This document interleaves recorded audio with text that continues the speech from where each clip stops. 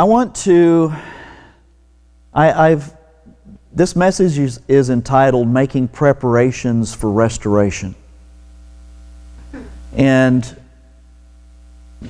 given the fact that we're in this season of introspection and repentance and so on, a lot of times what ends up happening for us is that internally we have to tear some things down. Okay? That is part of the process of repentance, is that over time we have built structures through our choices and behaviors and words and so on, structures that are not proper structures. They're not godly structures. And so we have to go in and dismantle all of that and kind of start over from scratch to build the right stuff. And so I want us to go to Nehemiah. And if you've got a complete Jewish Bible, you're going to be going to page 1131.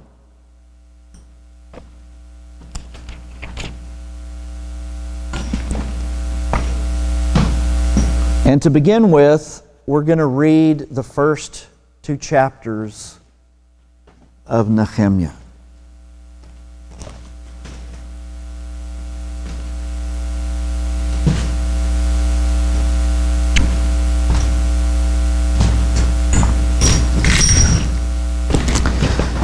The words of Nechemyah, the son of Hachaliah.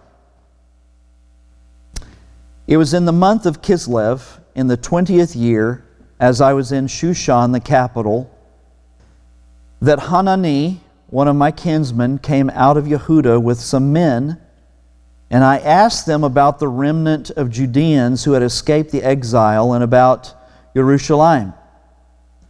They answered me, the remnant of the exile left there in the province are in great distress and are held in contempt. The wall of Jerusalem is in ruins, and its gates have been completely burned. On hearing this answer, I sat down and wept. I mourned for several days, fasting and praying before the God of heaven. I said, please, Adonai, God of heaven, you great and fearsome God, who keeps His covenant and extends grace to those who love Him and observe His mitzvot. Let your ear now be attentive and your eyes be open, so that you will listen to the prayer of your servant, which I am praying before you these days, day and night, for the people of Israel, your servants.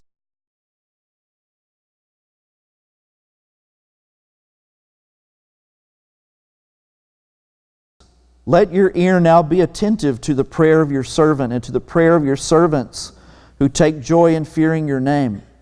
Please let your servant succeed today and win this man's compassion. For I was the king's personal attendant. And we're going to keep on reading in chapter 2. But very clearly, Nechemyah is in repentance. He is in the process of turning from the way that things have been towards a new way of doing things. And he's pleading to God to please take notice. In the month of Nisan, in the 20th year of Artakashasta the king, it happened that I took the wine and brought it to the king. Prior to then, I had never appeared sad in his presence. The king asked, "Why do you look so sad? You're not sick, so this must be some deep inner grief." Now, I would stop right here and tell you that during this period of time, if you were someone who attended in court, in the court of a king, to appear before the king sad could jeopardize your life. And so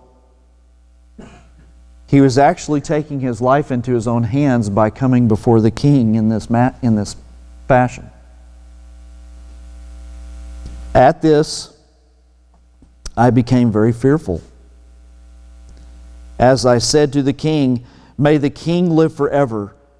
Why shouldn't I look sad when the city, the place where my ancestors' tombs are, lies in ruins and its gates are completely burned up?" The king asked me, "What is it that you want?" I prayed to the God of heaven. We've all done this kind of thing, haven't we? Shot a prayer up real quick when we're in what seems to be a pickle, when we're needing God's help. And then said to the king, "If it pleases the king, if your servant has won your favor, send me to Yehuda, to the city of my ancestors' tombs, so that I can rebuild it." With the queen sitting next to him, the king asked me, "How long is your trip going to take? When will you return?" So it pleased the king to send me, and I gave him a time. I then said to the king, "If it pleases the king, have letters given to me for the governors of the territory beyond the Euphrates River, so that they will let me pass through until I reach Yehuda, and also a letter for Asaph, the supervisor of the royal forests, so that he will give me timber to make beams for the gates of the fortress belonging to the house. For the city wall and for the house I will be occupying." The king gave me these according to the good hand of my God on me. I went to the governors of the territory beyond the river and gave them the king's letters. The king had sent me with an escort of army captains and cavalry. When Sanballat the Horonite and Tobiah the servant, the Ammoni, heard about this, they were very displeased that someone had come to promote the welfare of the people of Israel. Sounds like some people that are around these days, doesn't it? So I reached Jerusalem. After I had been there for 3 days, I got up during the night, I and a few men with me. I hadn't told anyone what my God had put in my heart to do for Jerusalem, and I didn't take any animal with me except the animal on which I was riding. I went out by night through the valley gate to the dragon's well and the dung gate, and inspected the places where the walls of Jerusalem were broken down and where its gates had been burned down. Then I went on to the fountain gate and the king's pool, but there was no room for the animal under me to pass. So I went up the valley in the dark and went on inspecting the wall. Then I turned back, entered through the valley gate, and returned, without the officials knowing where I had gone or what I had done. Till then, I hadn't said anything about this to the Judeans, Kohanim, nobles, officials, or anyone who would be responsible for the work. Afterwards, I said to them, "You see what a sad state we are in, how Jerusalem lies in ruins with its gates burned up. Come, let's build the wall of Jerusalem, so that we won't continue in disgrace." I also told them of the gracious hand of my God that had been on me, also what the king had said to me. They said, "Let's start building at once," and energetically set out to do this good work. When Sanballat the Horonite, Tobiah the servant, the Ammoni, and Geshem the Arab heard about it, they began mocking us and jeering. "What is this you are doing? Are you going to rebel against the king?" But I answered them, "The God of heaven will enable us to succeed. Therefore, we his servants will set about rebuilding but you have no share, right or history to commemorate in Jerusalem.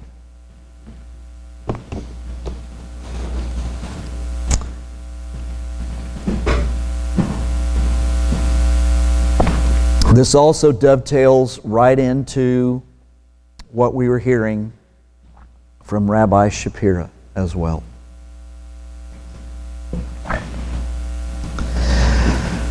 Personally, I believe that this description that we read about Jerusalem, I believe that it is very representative of the body of Messiah in the world today. And there has been a remnant, there always has been a remnant, of people who have attempted to be faithful, who have attempted to do what they know that they need to do.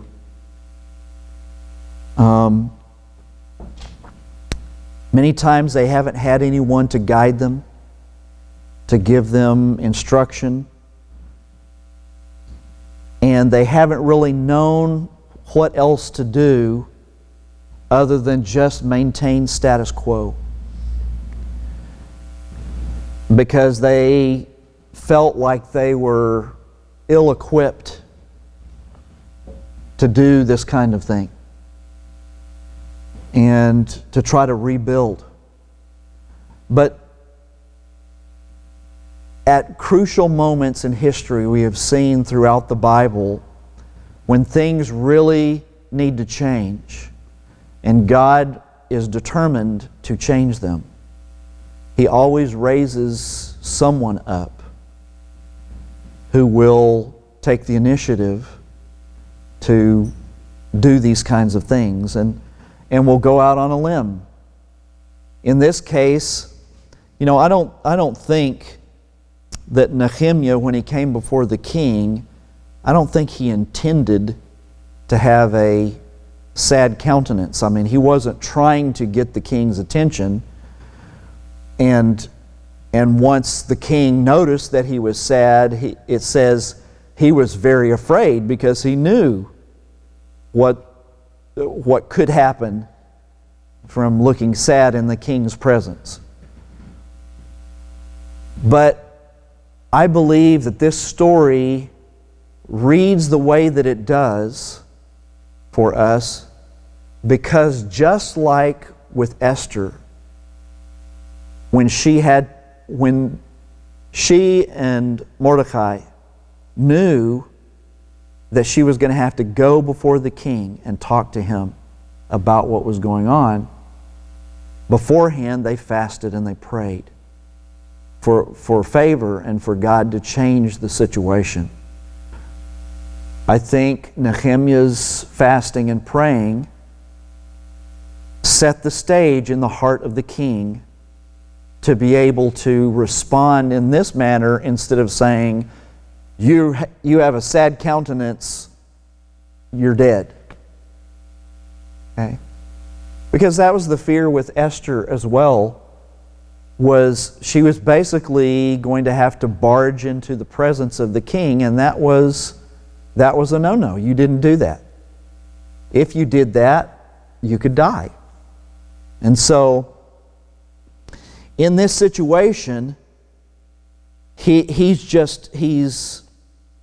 in a funk because this is weighing heavy on his heart. And he's very sad about this situation, and evidently it comes out in his countenance when he's in the presence of the king. And so when the king says, "What's going on, Nechemyah? You look sad," I guess he thought, well, I don't have anything to lose now because the king's already saw that I'm sad, and if I'm going to die, I'm just going to die. So I'm going to go for it. And I'm going to tell him why I'm sad. And by doing that, God intervened in the king's heart, and the king actually granted him the ability to go do what God was laying on his heart to do. And it was because God didn't want Jerusalem to remain in that condition either. I mean, I believe the whole burden that came on Nehemyah at this time was a God-given burden that God put on him. I don't necessarily think that it was just Nehemyah. I think there was a supernatural thing that came on Nehemyah because it was God's time for something to be done. And so God basically set up the whole scenario so that it would play out in this way. However, there are some things that Nehemyah does that we need to take note of and pay attention to. And these things are we need to make application of how he did what he did. Okay? First of all, Nehemyah was really, truly, genuinely interested in the condition of the city of Jerusalem and in the remnant of people that were living there, basically just trying to exist. And he made a point of inquiring about them and what was going on with them. So there was genuine interest in where he came from and the people that were living there. Now I want to give you just a little bit of history to kind of frame what we're dealing with here. Yehuda, as you know, there became a separation into two kingdoms. The northern kingdom that was called Israel, and the southern kingdom which was called Yehuda or Judah. Okay? And as we read through the scripture, the historical accounts, the northern kingdom was the one that really had the most issues, and they were the ones that were getting into trouble with God more often than Yehuda was, and God was having to constantly punish them in various ways. They were the ones that went into exile several times and got scattered and all of that, and that's the reason why we have the situation that we do now, where many of those tribes in that northern kingdom got spread all over the world and intermarried and intermingled with the peoples in the different regions of the world. Yehuda, as a general rule, wasn't quite as bad. I mean, you can't say that they were much better, but they didn't do quite as badly as the northern kingdom did. And so their punishment and the things that happened to them wasn't as often or as severe. Okay? But eventually, because of their sins, they went into exile too. And they went into exile to Babylon around 597 BCE. And the prophet Yechezkiel prophesied between 593 and 570 BCE. So, just a few years, 4 years after Yehuda goes into exile, Ezekiel begins prophesying. Okay? And by the time Nehemyah comes on the scene, it's already 445 BCE. So a long time has passed. Many years have passed. Actually 152 years from the time of the exile and approximately 140 years since Yechezkiel had prophesied to the people of Israel to the people of Yehudah about their sin. Okay? So 140 to 150 years has gone by, and now God is laying on Nehemiah's heart this burden. So for 140 to 150 years, this very small remnant of people has been living in Jerusalem with the walls broken down and the gates burned down, because this happened when Babylon sacked Israel and took them captive. They destroyed the walls, they burned the gates down. So for all these years, it's been in that condition, and this small remnant of people who are still there have been living in this condition for all those years. And finally God says, okay, I want this to change, because I never intended for Jerusalem to be in this condition, at least not forever. And so when he heard the news of what was going on, it had a dramatic effect on him. We read that it says he immediately upon hearing the news, he sat down and wept. That he mourned and fasted and prayed for several days. So this burden was real. And I think by reading the text, there was this in Nehemiah's heart, the reputation of Yod-Heh-Vav-Heh had suffered slander for long enough. And it was in his heart to honor the reputation of God. And it was this kind of zeal for God's reputation that has to grip us before we will see the restoration that we want to see.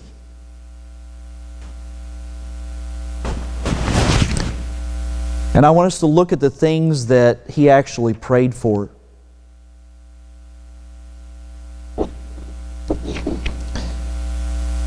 There was one king, when we read the accounts in the Kings and the Chronicles, there was one king that stands out above all the rest.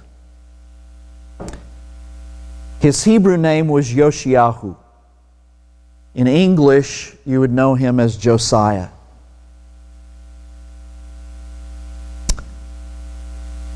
When Yoshiyahu came to power, there was a series of conflicts within the kingly families, and it was a series of one king getting killed and another person taking their place, and then they get assassinated. And it's in the midst of this kind of scenario where each one of these kings, the Bible keeps saying these kings are evil in the sight of God. And God takes them out, one right after another after another. And it's in the midst of this scenario that this Yoshiyahu takes office as king. And if I remember correctly, I know for sure that Yoshiyahu was very young, but if I remember correctly, he was something when he took power, he was, are you saying 7? Yeah, 7 years old when he became king. Now, thinking about 7-year-olds today, we would end up thinking, how in the world could a 7-year-old lead a country. And they would have to have all of these adult advisors around them basically telling them what to say and do and so on. But that is not the story that we read of about Yoshiyahu. Now, I don't know how many years transpired between the time he took the throne and when he began to actually act upon the things that were on his heart to do.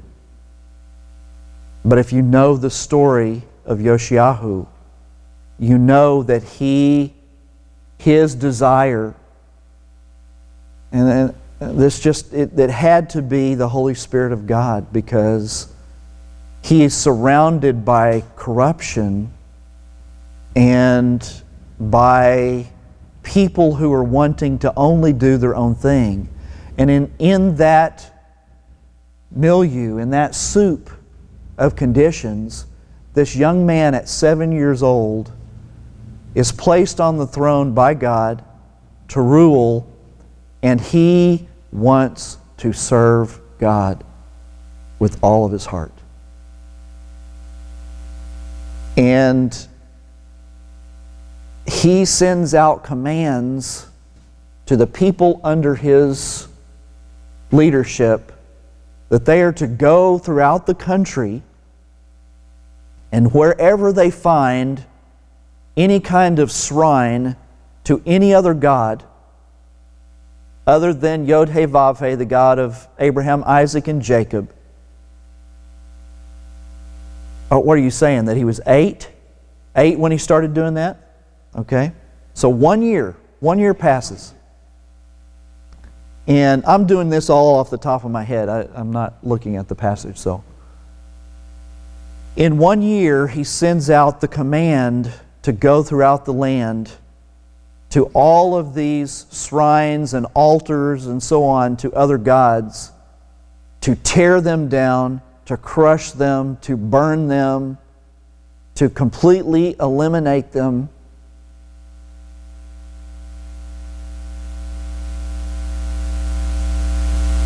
And to return to serving God like God expected them to. And that kind of zeal that was in him, I think, we see in Nechemyah as well. That this kind of defamation of God's character and reputation has gone on long enough.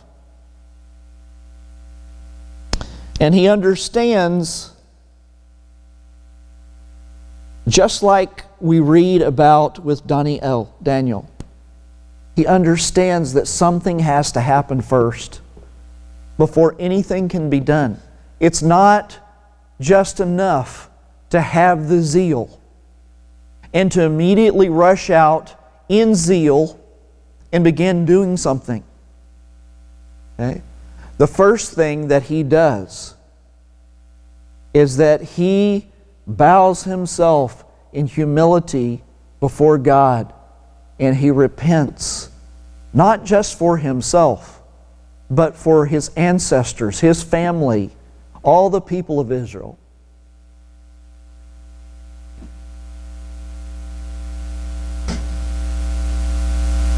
Because he understands according to the Word of God.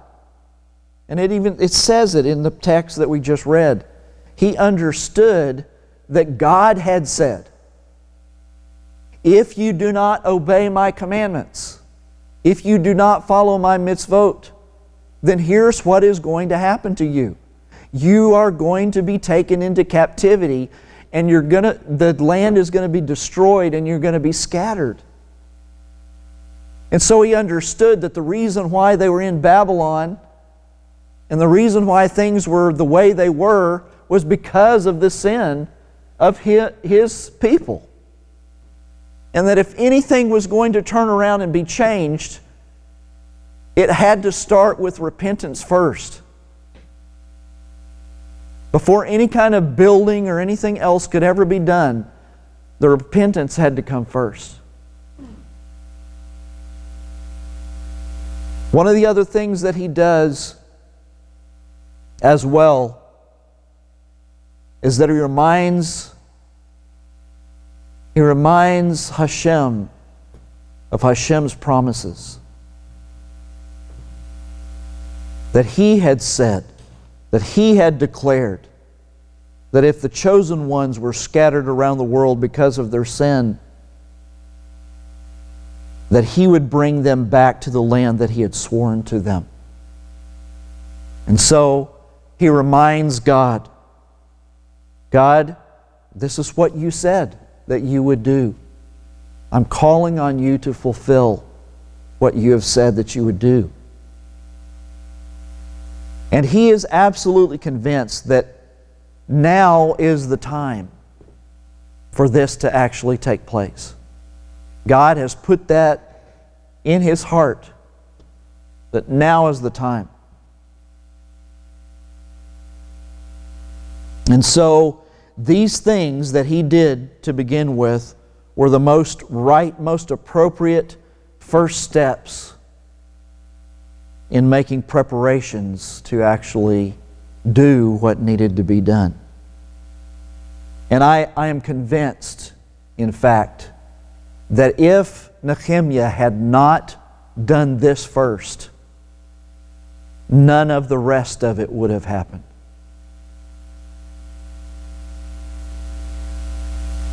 He could not have proceeded any further without taking this first step. And if we are wanting to see restoration in any area of our lives, any area of this nation or the world, this is where it has to start. Our tendency as human beings is to let our zeal get the better of us and to rush in blindly to a situation. We want to, like we've seen in the movies, when a town finds out that somebody in town has done something bad, we all immediately want to join together and take up our torches and our knives and our guns and go out to where the person is and drag them out to take care of the situation. And if we really truly want the restoration that we're seeking, that cannot be the first step. Why? Because when we do that, we're doing everything in our own power and in using our own thoughts. We have to come to God first because He has to be the one to guide the process. He's the only one that can actually bring the real, true restoration. We can end up going out in our own power and building a bunch of stuff in our own power, and it may look good on the outside, but it would be absolutely worthless because God wouldn't be in it.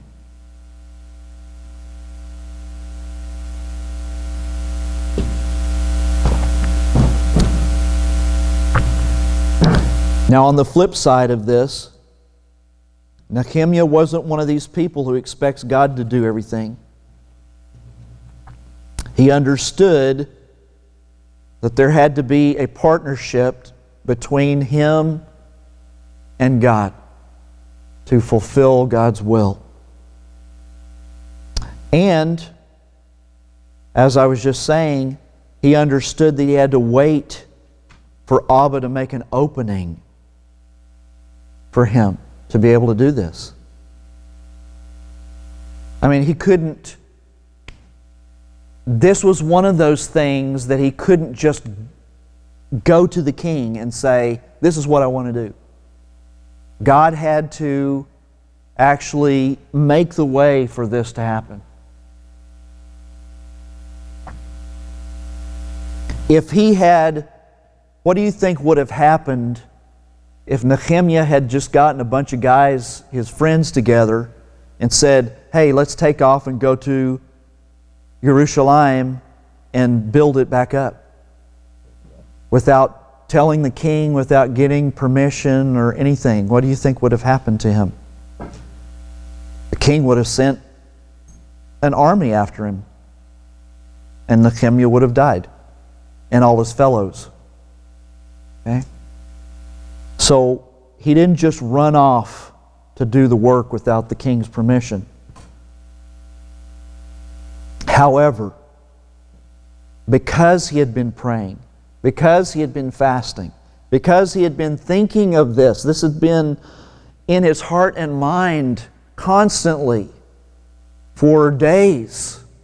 We at least know from what we just read, he first found out about this in Kislev. And by the time that we actually read about something happening, it's the month of Nisan.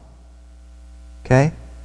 So many days have passed since he first heard about this and began praying and thinking about this.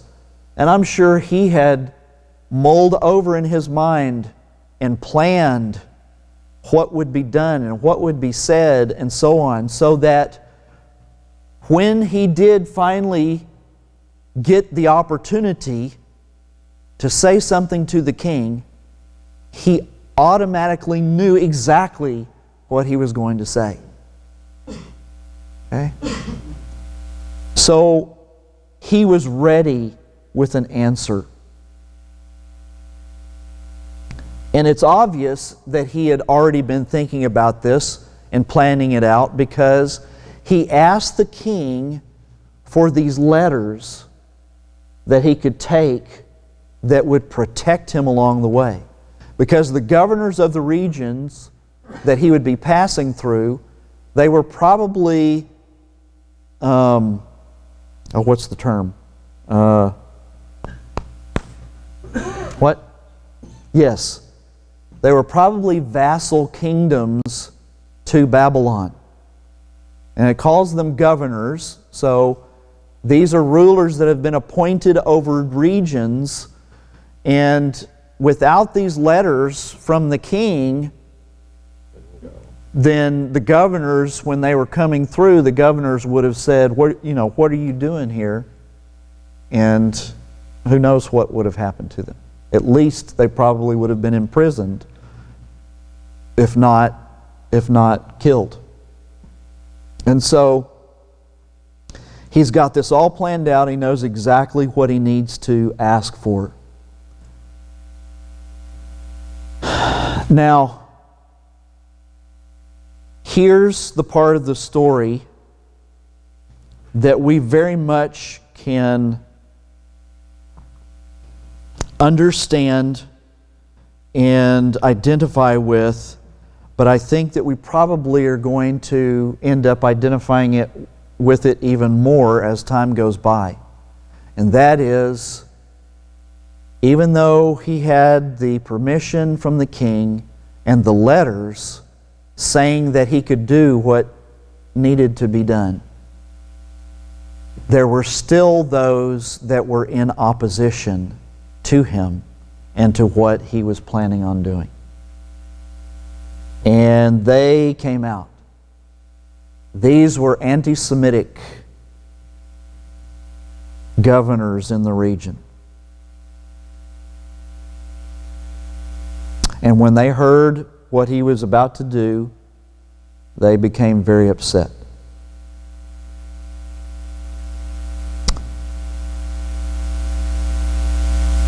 And when we set about to do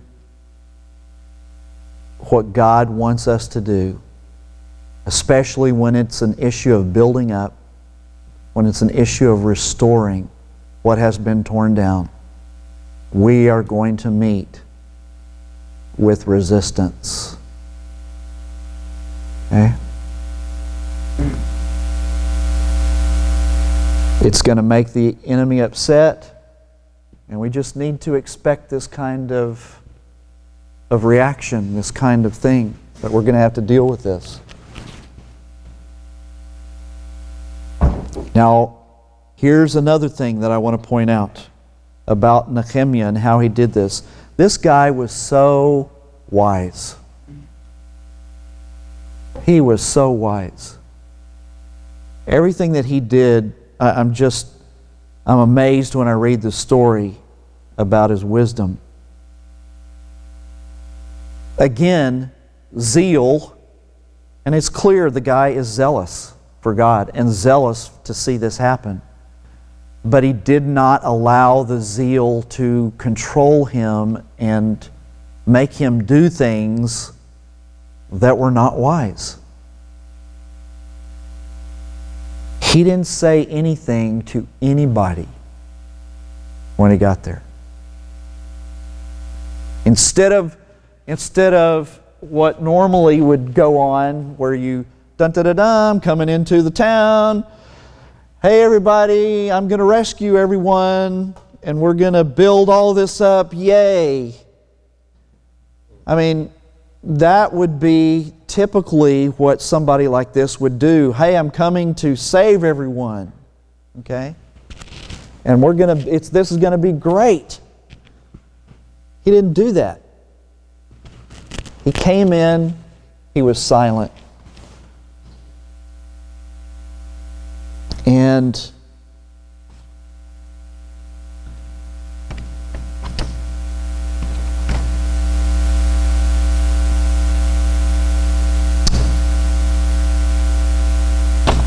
what he ended up doing is he went around, as we read in the text. He went around in the dark so nobody would see what he was doing. But he went around the city and he inspected everything to see just exactly how bad it was and what it was going to take to do this. He wanted to see for himself.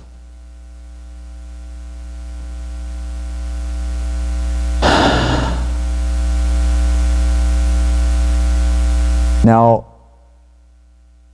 we haven't gotten into the part of the book yet where they actually start working. But at least when he finally does the inspection and he finally sees what needs to be done and he finally stands up in front of the people and says, this is what we need to do, their response was, let's do it. Let's do it. And they all understood how much work, these people have been living in this for all this time. They know how bad it is. They know how much work it's going to be to do this. But they say, let's do it. Let's do it.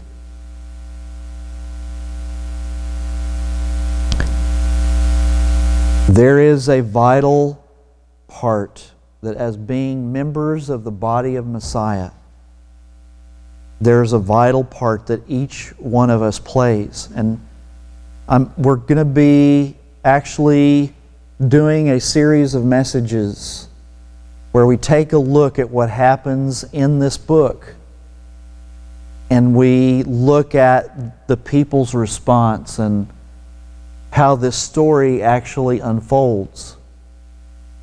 And these people dug in and really got down to business in making this happen. Now we find out in the story that there are some that kind of give some trouble and they have to deal with the issues as they come up. But the job is done, and it's done in such an amazing way. But we all have this extremely vital part to play. There were people that were assigned to certain sections of the wall all the way around, and it was their responsibility to build up that section and to be ready to defend that section of the wall with their life if necessary. And that kind of commitment to defend with your life. You're saying, I'm willing to give my life to build a wall. I mean, we're talking about just a stone wall. But that stone wall represented something. It represented not just the restoration of a physical city, but the restoration of true worship of God and returning to God and living for God like they were supposed to. And so, each one of us has been called to be a part of the restoration of the ancient ways, the ways that Abba has intended for His people. And if you get a chance in the next few days, go back, reread, contemplate Nechemyah and at least these first couple chapters. Maybe there's a Nechemyah in our midst whom God would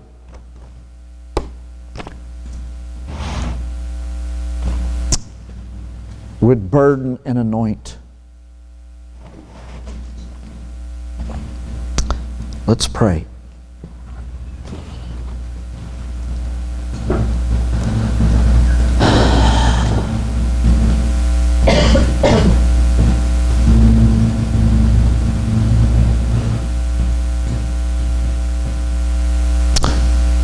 Abba, we appeal to You, the restorer of all things.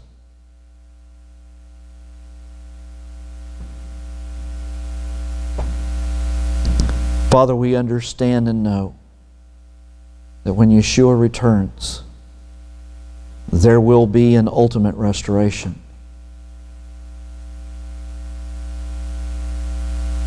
But in the meantime, You've called us to be Your representatives here on the earth.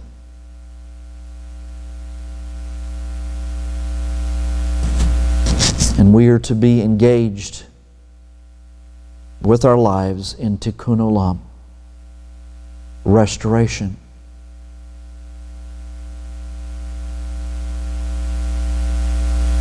And so, Father, I pray that You will show us what our piece of the wall is.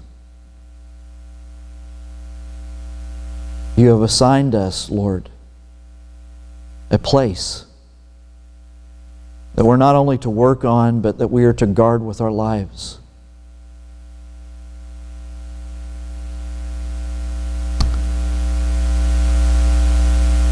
Father, in this country, it's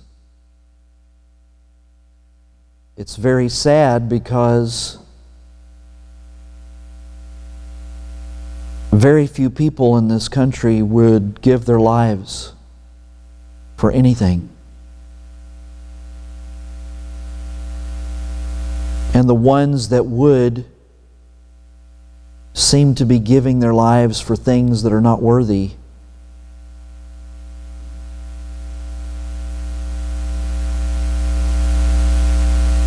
Father, build in us the kind of flame, the kind of fire of zeal that we see in Nehemiah. To see above everything else Your reputation returned, Your reputation glorified, Your reputation restored.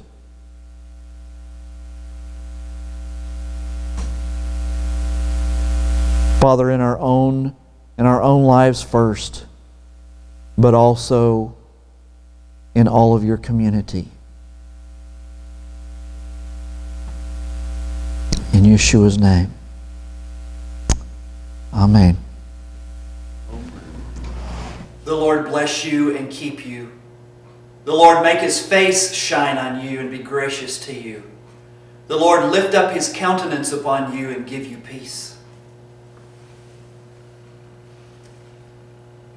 Yevarechek Adonai vayishmarecha.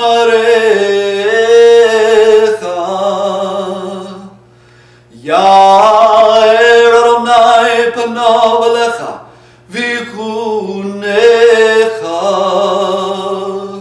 Yisa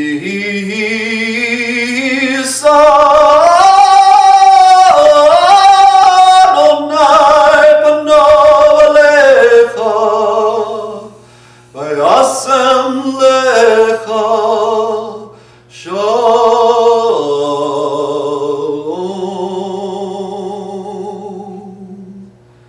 B'shem Yeshua Mishikenu Adonenu Tzidkenu Yeshuatenu Sar Shalom.